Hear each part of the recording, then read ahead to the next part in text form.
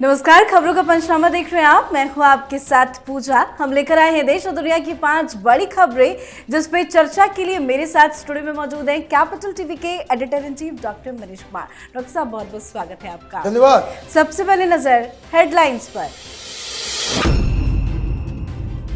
3 राज्यों में बीजेपी की धमाकेदार जीत के बाद सीएम फेस पर मंथन, अलग अलग हो रही बैठकें। बीजेपी के 20 से ज्यादा विधायक वसुंधरा राजे के घर पहुंचे तो रायपुर में हुई विधायकों की बैठक, जल्द सीएम का ऐलान संभव। बीजेपी की प्रचंड जीत के बाद विपक्ष ने ईवीएम पर उठाए सवाल। अखिलेश यादव को बैलेट पर भरोसा, ईवीएम पर नहीं, तो संजय राउत ने भी मोदी सरकार को दी खुली चुनौती। आज से शुरू हुआ संसद का शीतकालीन सत्र। विपक्ष ने फिर किया हंगामा। पीएम मोदी बोले, राजनीतिक गर्मी बड़ी तेजी से बढ़ रही है, बाहर की पराजय का गुस्सा सदन में ना दिखाए। शराब घोटाले में संजय सिंह को बड़ा झटका। 11 दिसंबर तक बढ़ाई गई संजय सिंह की न्यायिक हिरासत, तो वहीं राघव चड्ढा का राज्यसभा से निलंबन समाप्त। जोरम पीपल्स मूवमेंट ने मिजोरम में मारी बाजी, 27 सीटों पर हासिल की जीत। मिजो नेशनल फ्रंट ने 9 सीटों पर किया कब्जा, कांग्रेस को लगा बड़ा झटका। खबरों की शुरुआत में सबसे पहली बात, 3 राज्यों में बीजेपी की प्रचंड जीत के बाद अब सीएम फेस को लेकर जारी मंथन की। राजस्थान, मध्य प्रदेश और छत्तीसगढ़ का अगला सीएम कौन होगा, अब यह सवाल सबसे बड़ा है और मुख्यमंत्री को लेकर अलग अलग बैठकों में मंथन भी जारी है। आज रायपुर में बीजेपी विधायकों की अहम बैठक हुई। बताया जा रहा है कि छत्तीसगढ़ में बीजेपी किसी आदिवासी चेहरे को आगे कर सकती है, तो वहीं सीएम शिवराज ने आज मुख्यमंत्री के सवाल पर मीडिया को कहा कि भाजपा तय करेगी कि मुझे कहां काम करना है। मैं मुख्यमंत्री पद के बारे में नहीं सोचता, हम भाजपा के ही कार्यकर्ता है। तो वहीं सीएम पद को लेकर राजस्थान में सबसे ज्यादा हलचल तेज है। गजेंद्र सिंह शेखावत और बाबा बालकनाथ को दिल्ली बुलाया गया, तो वहीं सीएम को लेकर अर्जुन राम मेघवाल का नाम भी लिस्ट में ऊपर की तरफ बताया जा रहा है। इसी बीच बीजेपी के 20 से ज्यादा विधायक वसुंधरा राजे के घर पहुंचे और कहा कि वसुंधरा राजे को ही सीएम बनना चाहिए। सीएम को लेकर अलग अलग राज्यों में क्या कुछ चल रहा है बीजेपी के अंदर? देखिए, भारतीय जनता पार्टी के सामने बड़ा अपहिल टास्क है। 3 बड़े लीडर जो पहले मुख्यमंत्री रह चुके हैं, पॉपुलर मुख्यमंत्री रह चुके हैं। छत्तीसगढ़ में लोग चावल बाबा मतलब रमन सिंह, उनका नाम आगे कर रहे हैं, मीडिया में इंटरव्यू चल रहा है। लेकिन फैसला कहां होगा? विधायकों की बैठक होगी, वहां से कोई नाम जाएगा। जो राजनीतिक जो बैलेंस समीकरण है पार्टी के अंदर की, ये सारी चीजें दिल्ली आएगी। दिल्ली में नाम तय होगा कि मुख्यमंत्री कौन होगा। शिवराज सिंह चौहान, उनकी मेहनत की वजह से उनको ये जो जीत हुई है उसमें उनका क्रेडिट है, लेकिन यहां भी बदला जा रहा है और बदलाव राजस्थान में भी होगा। वो बदलाव इसलिए भी होगा क्योंकि जैसे मैंने कहा कि ये तीन बड़े लीडर पिछले 20 सालों से भारतीय जनता पार्टी का चेहरा बनकर के अब तक बहुत ही अच्छा काम किया, पार्टी को जीत दिलाई लोकसभा में भी और विधानसभा में भी। लेकिन अब एक जनरेशन नए लीडर्स के आने का वक्त आ गया है। प्रधानमंत्री मोदी, अमित शाह बैठकर फैसला करेंगे कि भारतीय जनता पार्टी के लिए इस वक्त जो मोस्ट सुटेबल कैंडिडेट है उसको मुख्यमंत्री बनाया जाए। तो बीजेपी की बम्पर जीत हुई है 3 राज्यों में, जिसको लेकर विपक्ष पूरी तरह से बौखलाया हुआ है और विपक्ष ने एक बार फिर से ईवीएम का रोना भी शुरू कर दिया है। संजय राउत ने कहा कि जो रिजल्ट सामने आए हैं वो लोगों को चौंकाने वाला है। इसमें मन से शंका होती है कि आखिर ऐसा कैसे हो गया। सरकार को पब्लिक की इस आशंका को दूर करना चाहिए, उसे एक चुनाव जरूर बैलेट पेपर पर करवाना चाहिए। तो वहीं अखिलेश यादव ने कहा कि अमेरिका और जापान जैसे देशों में महीने भर वोटों की गिनती होती है। अगर 1 महीना वोट पड़ता है तो काउंटिंग भी 1 महीने होती है। ऐसे में यदि अमेरिका और जापान में बैलेट पेपर की व्यवस्था है तो हमें भी अपनाना चाहिए। एक बार फिर से विपक्ष का रोना शुरू हो गया है, ईवीएम पर सवाल खड़े कर रहे हैं। देखिए, अंगूर खट्टे हैं, आप जीत नहीं सके तो ईवीएम में प्रॉब्लम हो गया, अच्छा, ईवीएम में प्रॉब्लम हो गया आपको राजस्थान में, ईवीएम में प्रॉब्लम हो गया मध्य प्रदेश में, छत्तीसगढ़ में भी ईवीएम जो है वो उस पे कुछ कर दिया गया। तेलंगाना में क्या हो गया भाई? तेलंगाना में क्या हो गया? आपने 3 में थे ना, 13 में थे। केंद्र में बीजेपी है, राज्य में बीआरएस है, फिर भी आप चुनाव जीत गए, वो भी अच्छे खासे मार्जिन से। कर्नाटक में क्या हुआ था? ईवीएम उस समय खराबी नहीं हुई थी उसमें। हिमाचल में क्या हुआ था? ये तमाशा ये लोग करते हैं। It's a sign of bad losers. जनता के बीच आप पॉपुलर नहीं है और उसका दोष जो है आप दे देते हैं किसके ऊपर? ईवीएम के ऊपर। प्रधानमंत्री मोदी ने ठीक कहा आज कि 2014 के बाद से जो निगेटिव पॉलिटिक्स आप कर रहे हैं, जनता आपकी ओर कोई पॉजिटिव फील के साथ आपके साथ खड़ी नहीं होती। पॉजिटिव दिमाग रखिए, पॉजिटिविटी लाइए राजनीति के अंदर, तो लोगों की दृष्टि जो है वो बदलेगी। जी, अगली खबर में बात संसद के शीतकालीन सत्र की, जिसकी शुरुआत आज से हुई। ये सत्र 22 दिसंबर तक चलेगा। इस सत्र में कुल 19 विधेयक सदन में पेश होंगे, पर पहले ही दिन विपक्ष ने जोरदार हंगामा कर दिया। हंगामे की वजह से सदन की कार्रवाई शुरू होते ही स्थगित की गई। सदन की कार्रवाई की शुरुआत से पहले पीएम मोदी ने विपक्ष को कई बड़ी नसीहत भी दी। पीएम ने कहा, सर्दी बहुत धीमी गति से आ रही है, लेकिन राजनीतिक गर्मी बड़ी तेजी से बढ़ रही है। बाहर की पराजय का गुस्सा सदन में ना दिखाए। जीत पर पीएम ने कहा कि देश ने नकारात्मकता को खारिज कर दिया।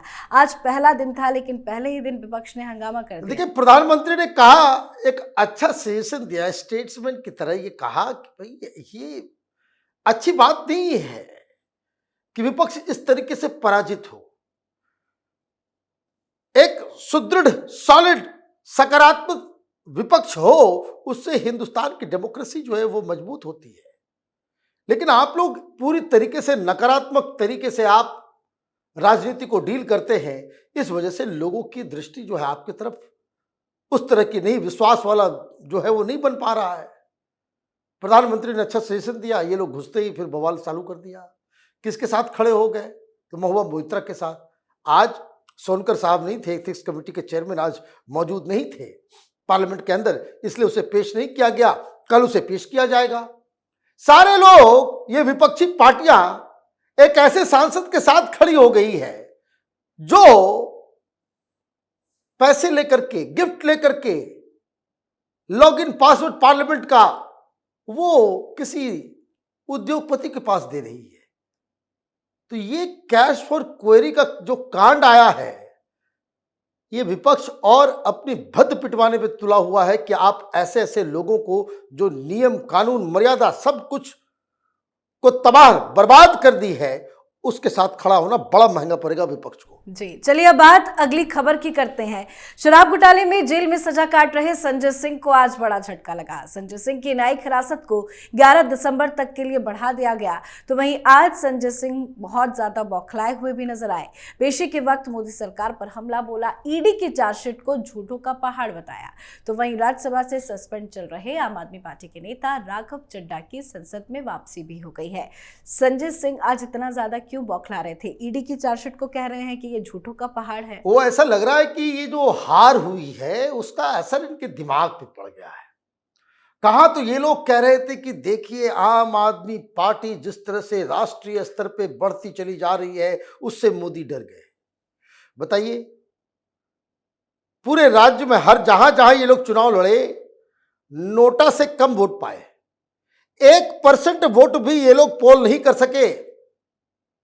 तो ईडी की चार्जशीट है, उसको झूठ का पहाड़ बता रहे। भाई उससे क्या फर्क पड़ेगा? अपने वकीलों को कहिए कि भी डिफेंड करें। ईडी तो सबूत देगी, तमाम चीजें जो है वो ऑर्डर में फॉल कर रही है, आपके खिलाफ बड़ा आरोप है। तो संजय सिंह की खींच दो चीजें बता रही है। एक ये कि ये वही विक्टिम कार्ड खेलने का उसको समझ में आ गया है, ईडी ने जड़ पकड़ लिया है। ईडी के आरोप सही हैं, इसीलिए वो चीख चिल्ला रहा है कि भाई ये झूठ का पुलिंदा है, झूठ का पहाड़ है। तो भाई बेल ले लेना, बेल की भी सुनवाई होगी, अभी बेल मिल जानी चाहिए। हाईकोर्ट से राहत क्यों नहीं मिली आपको? तो ये बहानेबाजी से कोर्ट नहीं चलता। आप भाषणबाजी करके मीडिया को, पब्लिक को गुमराह तो कर सकते हैं, लेकिन कोर्ट में ये बहानेबाजी नहीं चलती। जी, आज की आखिरी खबर में बात मिजोरम चुनाव के नतीजों की। मिजोरम की 40 सीटों में से 27 सीटों पर बहुमत पाकर जोरम पीपल्स मूवमेंट ने 2023 विधानसभा चुनाव में सत्ता हासिल कर ली है। राज्य की 62 साल पुरानी पार्टी मिजो नेशनल फ्रंट को सिर्फ 10 सीटें मिल पाई है, जबकि बीजेपी को जहां 2 और कांग्रेस पार्टी को सिर्फ 1 सीट मिली है। क्या हो गया मिजोरम में कांग्रेस पार्टी को? पिछली बार 2 सीटें आई थी, आज तो 1 में ही सिमट गई। देखिए, और राहुल गांधी वहां प्रचार करने के लिए गए थे। ये प्रचार करने इसलिए भी गए थे, वो मणिपुर बहुत उठाया था इन लोगों ने। भाई, मणिपुर का मुद्दा तो इन लोगों ने उठाया बहुत। पार्लियामेंट चलने नहीं दिया। प्रधानमंत्री कब जाएंगे मणिपुर के लिए समय नहीं है, ये नहीं है, वो नहीं, पूरी राजनीति इन लोगों ने कर दी। उसके पीछे का कारण यही था कि लोगों को लग रहा था कि कांग्रेस पार्टी को कि ये हम उठाएंगे, जो क्रिश्चियन बहुल, वहां 87% क्रिश्चियंस रहते हैं मिजोरम के अंदर, वहां कांग्रेस पार्टी जो है जीत जाएगी। सारे तिकड़मबाजी इन लोगों ने कर लिए। भारतीय जनता पार्टी 2 पे चली गई, आप 1 पे आ गए। लेकिन जो मिजोरम में हुआ, जो छत्तीसगढ़ में हुआ, जो तेलंगाना में हुआ और जो राजस्थान में हुआ, मध्य प्रदेश एक अपवाद के रूप में है। जनता ने क्लियर कट सिग्नल दिया है कि हवाबाजी करना, झूठे झूठे वादे करना, और अगर आप विकास और बहुत ही प्रोएक्टिव किस्म की सरकार नहीं चलाएंगे तो जनता आपको माफ नहीं करेगी। 5 साल में जो चुनाव होगा सरकार को बदल देगी। ये एक सूत्र नजर आ रहा है हर राज्य में। मध्य प्रदेश अपवाद इसलिए है क्योंकि वहां पे राजनीतिक परिस्थितियां कुछ ऐसी हो गई, जिस व्यक्ति के खिलाफ जनता खड़ी थी 6 महीने पहले, वो अचानक हटा दिया गया और उसने विक्टिम कार्ड को बहुत ही कायदे से खेला।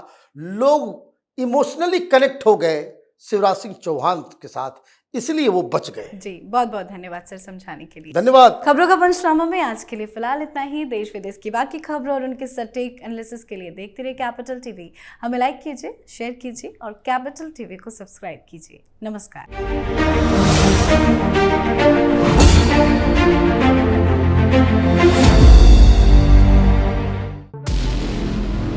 हमारे व्रत, हमारी परीक्षा, लक्ष्य तक पहुंचने की हमारी संयमित प्रतीक्षा।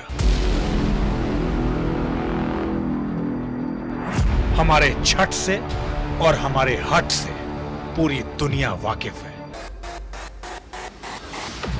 हमें विकल्प पर नहीं, अपने दृढ़ संकल्प पर अटूट विश्वास है,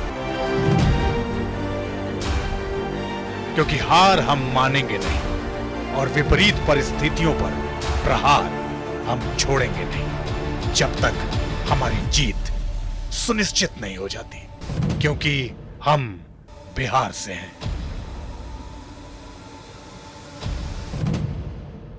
कैपिटल टीवी पर मैं अमित प्रकाश लेकर आ रहा हूं बिहार पर एक ब्रांड न्यू स्पेशल शो। हम बिहार से हैं।